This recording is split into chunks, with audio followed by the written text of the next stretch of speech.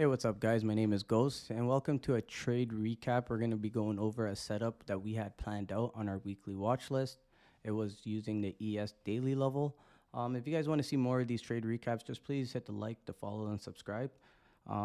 Greatly appreciate it. Definitely want to bring out more of these for you guys. So, getting into that trade setup that we had planned out, our main level was this daily level on ES at 5066.5.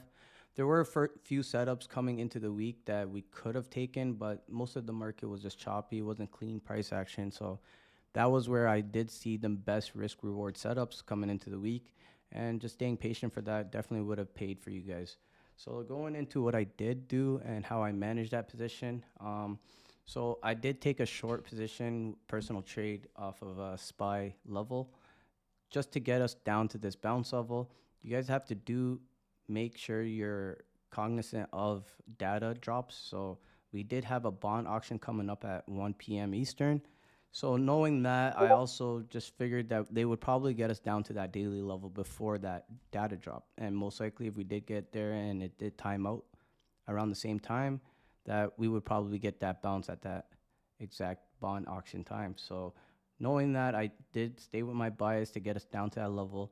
And once we got towards there and time started to run out and we got right to the bond auction time is where I trimmed out most of my puts and I started hedging into my call position right at that level. As you can see, this candle wicked right at 50.67. I got into most of my position right after the candle closed.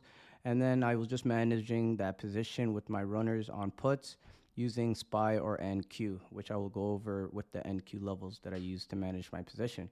But yet, again, if you just stayed patient, had this daily level marked out, you could have gotten in right around that data drop, about 0.5 from our exact level, and you could have gotten this for a nice move over to our hourly level up here.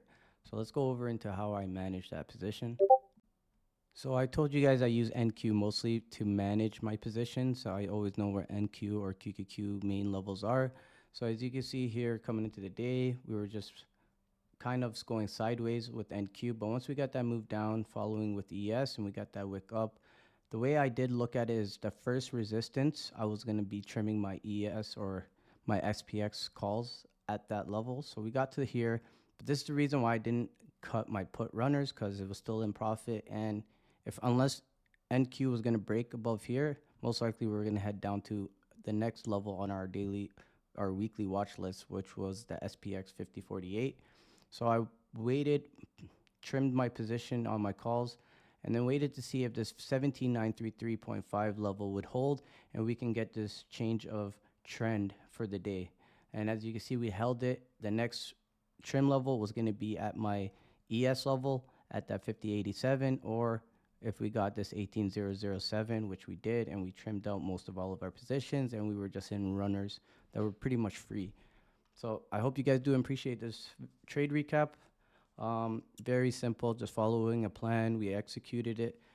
We made it on Sunday, so it wasn't like it was something brand new and rushed. We planned for it, and we knew exactly how to react and execute. If it did break that daily level, I was going to take my loss and reposition for the next trade. Hope you guys appreciate this, guys. You guys take care. See you on the next one. Bye.